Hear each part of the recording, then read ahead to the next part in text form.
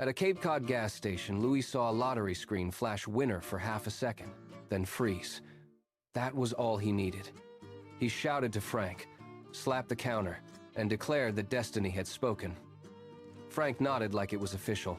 Without asking the clerk how much had actually been won, they walked out already acting rich.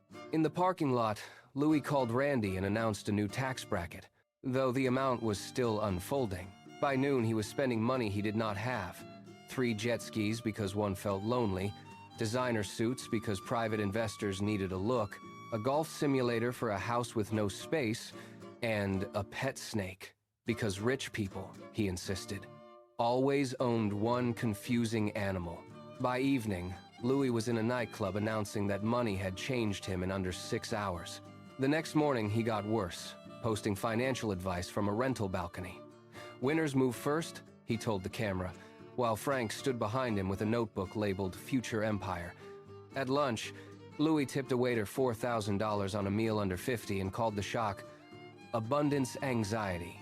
Then came the luxury dealership. Louis spread his arms and said, "I will take the black one," forgetting there were 6.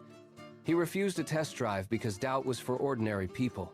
While he argued over custom floor mats, Frank bought a boat with the same blind confidence and named it Financial Freedom before ever seeing it. Late that afternoon, Randy found them outside the dealership and asked the one question nobody had asked all day. "Did you actually cash the ticket yet?" Everything stopped. Louis looked at the ticket like he had just remembered its existence. 5 minutes later, all 3 were back at the gas station. Louis set the ticket down. The clerk scanned it. This time the screen cleared. Not a winner. He scanned it again. Not a winner. The clerk explained the machine had frozen earlier.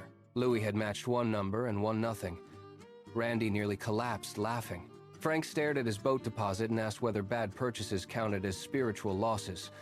Louis folded the ticket like evidence, walked outside, and decided the lottery had seen his potential and shut him down. Frank, after a beat, agreed.